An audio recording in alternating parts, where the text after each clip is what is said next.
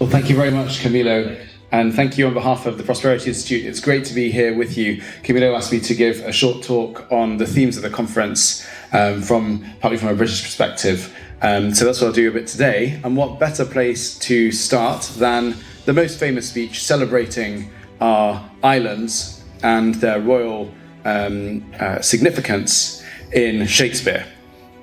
If you'll pardon an extended extract to start the day.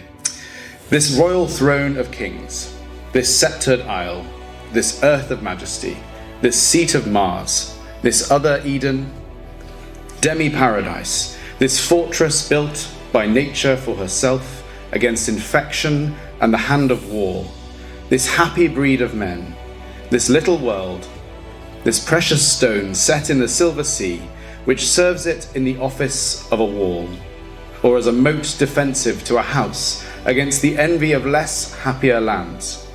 This blessed plot, this earth, this realm, this England, this nurse, this teeming womb of royal kings, feared by their breed and famous by their birth, renowned for their deeds as far from home, for Christian service and true chivalry.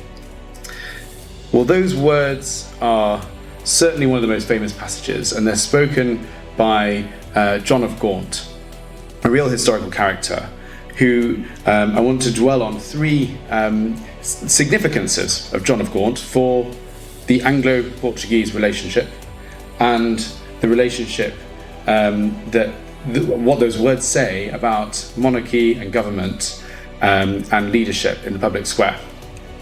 So first of all, John of Gaunt is the son of Edward III.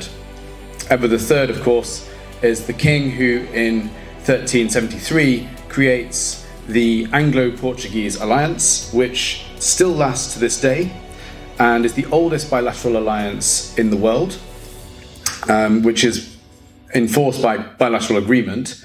And this was used by Winston Churchill in the Second World War to secure Allied use of the Azores as a base in the Atlantic. So it's a real piece of legislation that has come in handy over hundreds of years of Anglo-Portuguese diplomatic relations. Of course, the original purpose of it was so that we could get our hands on Portuguese wine and the Portuguese could have English cloth. I think based on last night's experience, we got the better hand of that deal, but it was a wonderful thing nonetheless. But there's a second significance to John of Gaunt's relationship to Portugal, which is that he is the father of Philippa of Lancaster. Now, Philippa was one of the best, she received the best education you could possibly have received in England. She was taught by the proto-Protestant John Wycliffe and the great poet Geoffrey Chaucer. And she was married to John I. I won't even try to pronounce his name in Portuguese because it's notoriously tricky, as I understand it, of Portugal. And she gives birth to Duarte I, Edward I. And at the Prosperity Institute, we particularly like the word Edward. It's the most, or the name Edward, it's the most significant English royal name with a deep Anglo-Saxon history. And its meaning is the guardian or the warden of prosperity. So we celebrate that significance, and we're so glad that it's introduced by an English mother into the Portuguese royal lexicon. But he's also known as the philosopher king, which I appreciate personally. But Duarte I is the first in a line of great monarchs celebrated in Portuguese history, including Henry the Navigator, Ferdinand the Holy Prince. This is the glorious generation that comes from an English mother. But Portugal reciprocated, and generations later, Charles II, at the restoration of the English monarchy, would marry Catherine of the Most Serene House of Braganza. And it's said, though it's not certain, that she is the queen after whom the district Queens in New York is named. And at one point there was a gentleman by the name of Donald Trump who wanted to pay a lot of money to erect a statue of Catherine in that district. It never happened, but there's a model of it in Lisbon.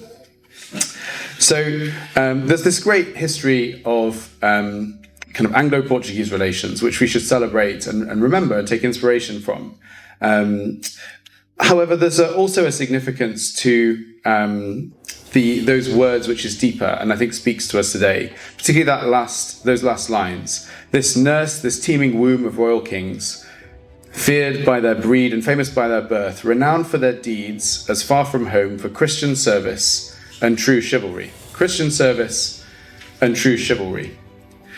Those ideas are really powerful. They're very rich, with layer upon layer of history and cultural and biblical significance, which once of a day loomed large in our cultural imagination as to what government should be about and what civilization should be about.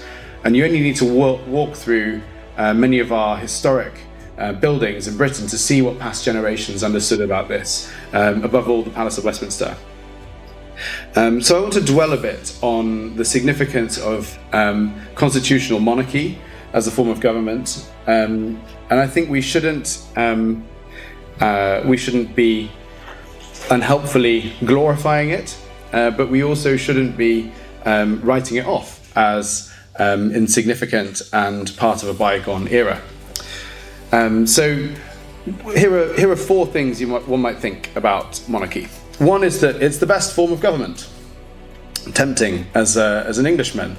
Well, if you look at the Bible, the nation of Israel, to whom England has looked for generations. Thank you, Ophir, for reminding us of this. We're doing our best. Thank you. If you look at King Saul becoming king in the book of Samuel, Samuel is counseled by God to tell the people that they should not want a king, because kings will be arbitrary and they will, worst of all, impose taxes, perhaps even taxes to the unthinkable extent of 10%.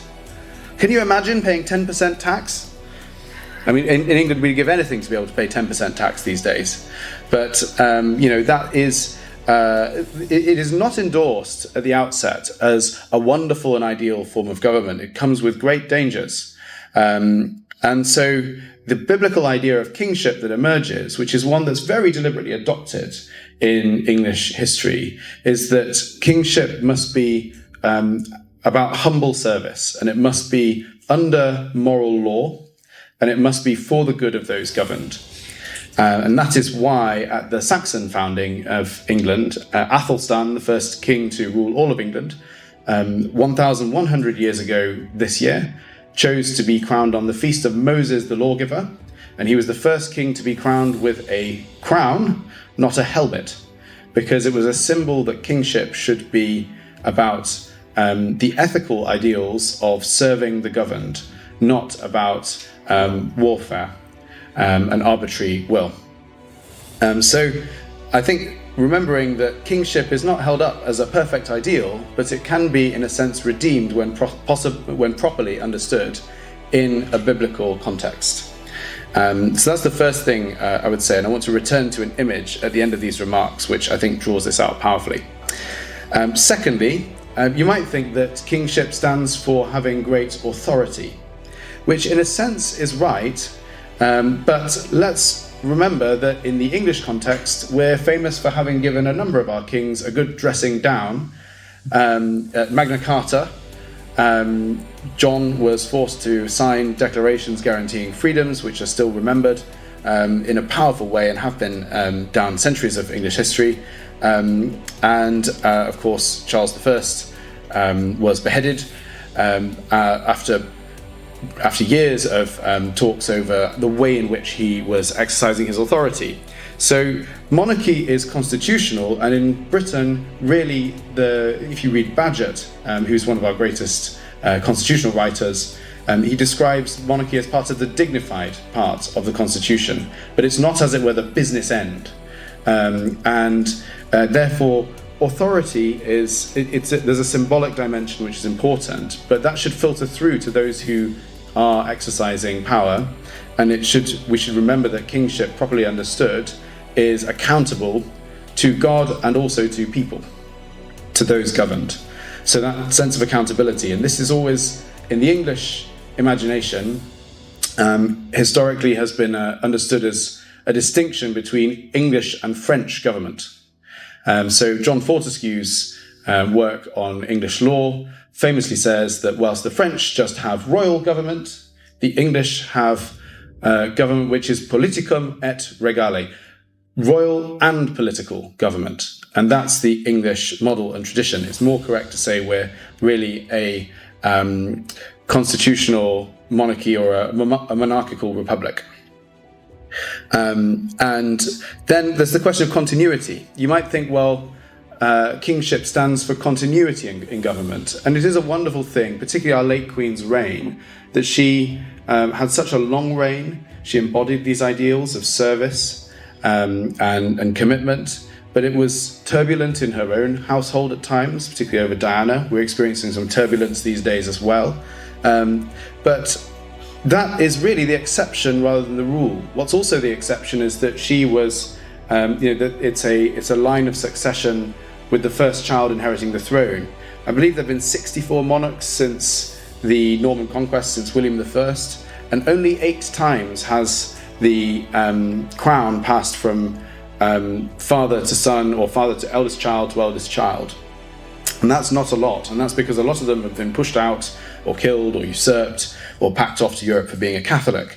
So the idea of continuity is, yes, it's a wonderful thing. It can provide this dignity that goes beyond election cycles, but it's also not perfectly embodied in practice when you look at it.